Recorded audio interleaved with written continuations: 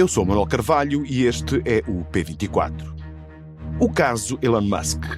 Depois das ameaças ao ambiente, consumidores abraços com a luta contra as ameaças à democracia. Das Entscheidende ist, dass Herr Musk eine in Teilen rechtsextremistische Partei unterstützt hat und wie man sieht, ja nicht nur hierzulande in dieser Richtung agiert. Und das ist etwas, wo wir nicht nur nicht einverstanden sind, das weise ich zurück. Elon Musk, um megamilionário baseado nos Estados Unidos que é dono da rede social X, da construtora de automóveis elétricos Tesla ou da SpaceX, parece ter ficado viciado na política. Depois de ter sido uma das estrelas da campanha vitoriosa de Donald Trump nas últimas eleições americanas, Musk tem-se entretido em defender a AfD, o partido da extrema-direita alemã, ou o Reform UK, do ultraconservador e campeão do Brexit, Nigel Farage. Talvez embevecido pelo seu próprio sucesso nos comícios de Trump, Elon Musk tenta ser o líder de um internacionalismo de extrema-direita que encontra na Europa a sua próxima etapa de consolidação. Que uma pessoa, qualquer pessoa, tem o direito irrestrito de dizer o que pensa sobre a política na Alemanha, o primeiro-ministro do Reino Unido, ou se Nigel Farage deve ou não continuar à frente do Reform UK, ninguém contesta. Só que Elon Musk não é um cidadão qualquer. É principalmente o empresário que coloca os seus produtos no mercado. E sejam carros ou redes sociais, os produtos no mercado aberto expressam uma série de valores nos quais entra a reputação do dono da empresa que os faz. A Tesla, por exemplo, está a perder cota de mercado na Europa e as revistas especializadas da área do automóvel começam a perguntar se esta queda se explica apenas pelo protagonismo da BMW ou das construtoras chinesas. Ou seja, se em causa não estará também uma resposta dos consumidores às suas teses políticas. O problema é que essa transformação do empresário em ativista da extrema-direita é recente. Pergunta-se, o que sentirá um alemão militante de um partido de esquerda que em 2022 comprou um Tesla perante esta mudança? Para lá da natural discussão sobre a ingerência de Musk na política interna de países soberanos, vale por isso a pena discutir os direitos e os deveres dos consumidores. Se uma pessoa não compra um produto de uma empresa que atenta contra a sustentabilidade da Amazónia, por exemplo, tem o mesmo direito de não o fazer perante uma companhia de um acionista que defende ideias políticas antidemocráticas. O que está em causa é, por isso, o papel dos consumidores numa sociedade aberta e a filosofia que regula os seus direitos em democracia. Para nos falar deste tema, convidamos Jorge Moraes Carvalho, especialista em Direito de Consumo, professor associado e subdiretor da Escola de Direito da Universidade Nova de Lisboa. Este é o P24, o seu dia começa aqui. Bem-vindo, professor Jorge Moraes Carvalho. O direito dos consumidores consagra naturalmente a sua liberdade de escolha. Mas essa liberdade é exercida perante a avaliação de uma série de parâmetros, onde entra a credibilidade, a honorabilidade ou a respeitabilidade dos donos das empresas que produzem os bens que nós queremos ou podemos comprar. É caso para dizer que quem comprou um Tesla antes de Elon Musk se dedicar à promoção, se dedicar à atividade política, tem o direito de se sentir enganado? Muito obrigado. Acho que é um pouco difícil que essa ideia de a pessoa se sentir enganada enquanto consumidora possa levar a devolver, por exemplo, o automóvel. Desde logo, é preciso distinguir a empresa do seu dono, ou seja, não há uma confusão direta entre a empresa que gera Tesla e o Elon Musk, portanto não, as ideias, e até seria um pouco perigoso se quem gera uma empresa não pudesse também ter as suas opiniões políticas, quaisquer que elas fossem, ou até alguma intervenção política. Por outro lado, também é preciso ter em conta que a pessoa pode ter-se sentido enganada e pode fazer alguma coisa depois. No caso da Tesla, uma coisa que poderá fazer, por exemplo, é vender o automóvel no mercado em segunda mão, e se calhar leva a que haja menos um automóvel desses que seja vendido depois, se o bem for vendido a um bom custo. Também pode acontecer, à partida, o consumidor decidir não comprar o Tesla. Que é o que eventualmente pode ter acontecido, mas é depois, portanto, de Elon Musk se ter exposto, portanto, ter exercido, como disse muito bem, portanto, a sua liberdade de expressão em defesa de certo tipo de ideias políticas. Mas a questão que se coloca aqui é, ao nível do direito, e enfim, também é um pouco ao nível da prática, foi-se alimentando a ideia de que os consumidores também são responsáveis pela qualidade das escolhas e, nomeadamente, por exemplo, em áreas como a do ambiente, nós somos educados, portanto, a fazer escolhas de produtos que sejam mais amigos do ambiente e não fazermos escolhas de produtos ou de companhias ou de empresas, portanto, que têm práticas mais danosas do ambiente, não é verdade? Sem dúvida, esse é um aspecto muito importante e um dos direitos fundamentais também que o consumidor tem é o boicote ou o boycott. O boicote é fazer escolhas em função de opções ideológicas, quer sejam ao nível da sustentabilidade, dos direitos humanos, das perspectivas políticas, etc. E, portanto, pode haver essa possibilidade de fazer escolhas em função disso. Mais uma vez aqui é preciso não confundir a empresa e o dono da empresa, porque uma questão é uma empresa que seja pouco sustentável, que seja conhecida por ter práticas que não são amigas do ambiente, por ser conhecida por exemplo, no caso da roupa ou até de veículos automóveis, etc., que possa ter peças fabricadas em países em que há escravatura ou trabalho infantil, em que as pessoas possam ter essa escolha. E, por exemplo, também pode acontecer que seja anunciado como sendo este produto é muito sustentável e depois não é. Nesse caso, o consumidor tem determinados direitos e pode dizer: eu não quero este produto, devolvam-me, indemnizem-me por não ter esses direitos. Parece-me que as perspectivas políticas do dono da empresa também é difícil terem essa consequência direta, ou seja, temos que ir por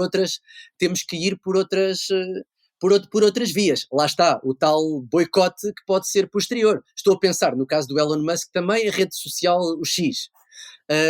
Um direito que claramente a pessoa tem, se não sente que quer dar o seu contributo enquanto consumidor àquela pessoa também, e portanto ao dinheiro que aquela pessoa tem, ao dinheiro que aquela pessoa gera, poderá ser sair da rede social, por exemplo, e temos assistido a cada vez mais pessoas que têm negócios importantes nessa rede social, que saem da rede social.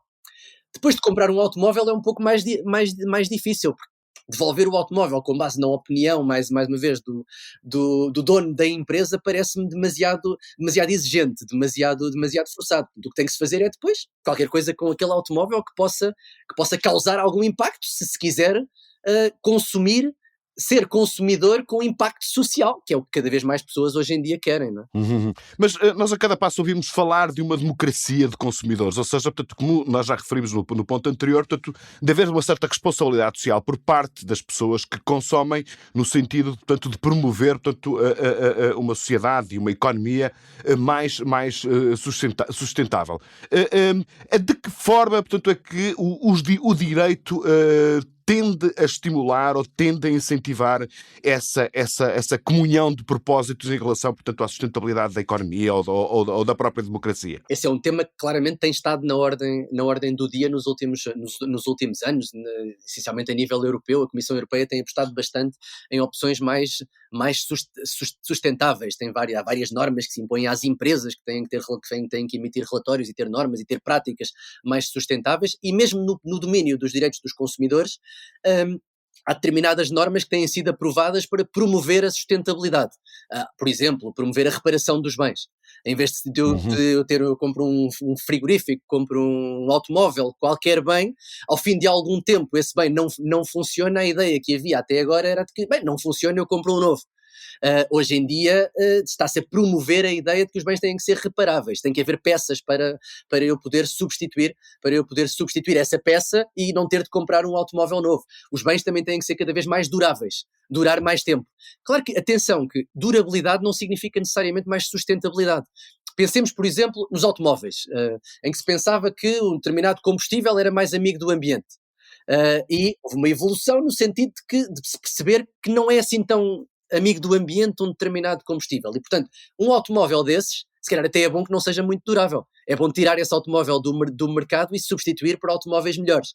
Portanto, mesmo aqui há algumas dúvidas, há alguns aspectos um pouco mais difíceis. E mesmo com alguns eletrodomésticos, enfim, as novas gerações de eletrodomésticos são muito mais eficientes do ponto de vista do consumo energético. Exatamente. Portanto, às vezes até pode ser mais sustentável deitar um eletrodoméstico fora, forçando a pessoa a comprar um eletrodoméstico mais eficiente. Portanto, em cada caso é preciso fazer essa análise. Mas, no geral, é melhor se os bens tiverem uma maior duração, se não estivermos sempre a ter que substituir os bens. E, portanto, este aspecto é um aspecto importante. Depois, outro aspecto também muito importante é o esclarecimento, a transparência. E cada vez mais se impõe uma maior transparência ao consumidor, ou seja, ao consumidor saber onde é que foi feito este bem, onde é que foi produzido este bem, quais são as opções ideológicas também da marca. E por isso é que temos muitas, hoje em dia a publicidade, todos os bens são verdes, e nós sabemos o que é que significa um bem ser verde. E portanto é preciso ir controlar se é realmente verde. Aqui em sentido figurado, e cada vez há mais preocupação em controlar, e se não for, punir o infrator, não é? Que diz que é verde, mas não é verde. O professor, nos estudos que faz, nas reflexões que tem feito, enfim, seguramente que encontrou vários casos de oposição, de choque entre consumidores e empresas que não promovem devidamente a sustentabilidade ambiental, que violam os direitos humanos, explorando o trabalho em países mais pobres, etc, etc. Mas, portanto, casos como este que são inaugurados, portanto, agora neste segundo mandato de Donald Trump, com vários grandes empresários que produzem bens de consumo de grande circulação, que se alinham claramente, portanto, a favor de uma determinada ideologia ou a determinado programa político, parece que está a abrir uma página nova. Subscreve esta ideia de que há aqui qualquer coisa, ou pode estar aqui qualquer coisa de novo a germinar? Estou muito curioso para perceber até que ponto é que isto vai ter realmente um impacto, porque apesar de tudo, apesar dos princípios que as pessoas dizem ter e dos quais falam muito abertamente nas suas vidas, depois há outros aspectos que acabam por ser tão ou mais relevantes na vida prática das pessoas. Uma delas é o preço, outra é a notoriedade, e aqui a rede social também é bastante interessante, porque apesar de se assistir a algumas pessoas que têm boicotado o X, que está ligado aqui ao Elon Musk e a várias práticas, no mínimo duvidosas do ponto de vista da democracia e de alguns princípios éticos, a verdade é que sinto que muitas pessoas que não estão claramente alinhadas, estão do outro lado, são contra e que se manifestam bastante contrários, têm alguma dificuldade em sair, têm alguma dificuldade em boicotar. Porque também há um vício ligado ao consumo, uma ligação, negócios que muita gente tem, uma notoriedade que as pessoas têm em determinadas redes sociais aqui, ou até a notoriedade que dá ter um Tesla, por exemplo, e que pode ser difícil a pessoa largar, porque afinal o vizinho também está a ver que a pessoa tem um Tesla, o que é que isto significa, e portanto estou curioso também para verificar como é que isto vai evoluir. Mas eu acho que temos uma tendência clara no sentido de estes aspectos serem cada vez mais importantes no consumo. Mas por outro lado, ao mesmo tempo, eventualmente pode-se até achar que a exigência dos consumidores, portanto, falando abstratamente, portanto, dos consumidores, eventualmente será menos aguda atualmente do que o que já foi. Por exemplo, nós lembramos nos anos 90, no caso da Amazónia, de grandes campanhas internacionais, de grandes boicotes contra todos os supermercados ou a McDonald's, que usava soja, tanto que tinha sido plantada em zonas onde tinha havido floresta tropical. Te parece que, de alguma forma, portanto, a defesa desses direitos por parte dos consumidores, se calhar, está menos viva do que o que já foi? Tem essa impressão? Eu acho que não, eu acho que apesar de tudo há mais pessoas, há mais consumidores preocupados com esses aspectos. O que se calhar está é mais atomizado, ou seja, as pessoas individualmente, cada pessoa tem a sua ideia, portanto o mundo também em geral está um pouco mais confuso. Não é um movimento organizado, digamos assim. Exatamente. As associações de consumidores têm um papel menos ativo se calhar neste domínio, e as pessoas não se sentem representadas da mesma forma. Se calhar cada pessoa hoje em dia quer ter a sua perspectiva sobre cada um desses temas, sobre cada um desses assuntos, mas eu diria que há muito mais preocupação por parte das empresas também em comunicar a sustentabilidade a todos os níveis, portanto, a nível ambiental, a nível dos direitos humanos, e há cada vez mais consumidores preocupados com isso. Aquilo que noto também, quer nos consumidores, quer em geral no panorama, na cidadania, se quisermos, é que há mais pessoas que agora são capazes de vir a público dizer que isso não é verdade, que a Amazónia não está a perder árvores, que o ambiente não está a ser posto em causa, ou seja, perdeu-se também, sinto eu, alguma vergonha de algumas pessoas que se calhar até tinham essas ideias antes, mas que hoje em dia são capazes também de o dizer, e por isso acaba por haver mais debate, mais diálogo. Agora, aquilo que eu sinto é que, em especial nos últimos 3, 4 anos, tem havido um aumento muito significativo das preocupações com a sustentabilidade e tem havido cada vez mais pessoas a manifestar diretamente diferenças de consumo em função deste tipo de problemas e deste tipo de ideias e deste tipo de orientações das empresas. E agora a grande novidade também é os donos das empresas, que até há pouco tempo não eram assim tão conhecidos, hoje em dia são cada vez mais conhecidos e, portanto, torna-se mais difícil separar, ao contrário do que eu dizia antes, não é? Separar o dono da empresa da própria empresa. E o professor nota, portanto, que há essa evolução positiva também nos mais jovens? E, enfim, ligado a esta pergunta, uma ou outra, será que os poderes públicos não deviam fazer mais no sentido de promover mais literacia em relação aos direitos dos consumidores? Sem dúvida, eu acho que esse é um aspecto muito importante. Eu acho que as pessoas mais novas... também se nota nas pessoas mais novas esta tendência de uma maior preocupação com a sustentabilidade, ou pelo menos de algumas pessoas, uma preocupação com a sustentabilidade, com os direitos humanos e uma consciência de que o ato de consumo tem esse efeito. Agora, falta muito, falta um longo caminho, e aqui não só neste domínio, mas em todos os domínios ligados ao consumo, falta educação. Aqui há um papel que as escolas, nomeadamente, deveriam ter uma maior, num aumento das características e das capacidades, mais uma vez ligadas à cidadania, mas também ao consumo. E aqui não só nesta ligação à democracia, à cidadania, às opções de contra, mas também aos créditos, por exemplo, em que é muito evidente a falta de competência de muitas pessoas, hoje em dia com as criptomoedas, os ativos financeiros muito, muito complexos, e cada vez são mais os jovens que não conseguem reagir perante mercados muito difíceis de analisar, muito difíceis de perceber o que é verdadeiro e falso, também nas redes sociais, por exemplo, em que há muitos produtos, há uma vontade, há uma ligação ao enriquecer rapidamente que depois leva muitas pessoas, em especial mais vulneráveis, mais jovens, a serem enganados. E eu acho que aqui as escolas têm um papel central. Deve haver o consumo e deve entrar mais nas escolas, numa altura em que se fala tanto da cidadania, por exemplo. Acho que o consumo poderia ter aqui um papel importante também nos seus próprios programas. Exatamente. Muito bem, Sr. Professor, muitíssimo obrigado por ter estado no P24. Foi um prazer falar consigo. Muito obrigado. Golden Globe goes to...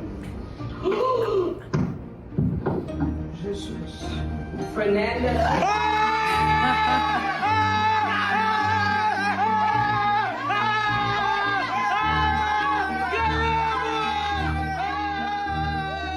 O Brasil explodiu de alegria com a notícia de que Fernanda Torres tinha vencido o Globo de Ouro para a melhor atriz. No P-Brasil, Vicente Nunes explicava que a conquista vai muito além da indústria do cinema. Representa a resistência da arte, da cultura brasileira, tão aviltada durante os 4 anos do governo de Jair Bolsonaro. O papel de viúva de um homem assassinado pela ditadura militar que representa em Ainda Estou Aqui é, assim, um aviso para o presente. Como diz Fernanda Torres, é um filme que nos ajuda a mostrar como sobreviver em tempos difíceis, para ver nas salas portuguesas depois do próximo dia 16. O P24 regressa amanhã. Tenha um bom dia. O P24 é um podcast do Público com música original de Ana Marques Maia. A sonoplastia deste episódio é de Nuno Coelho. O Público fica no ouvido.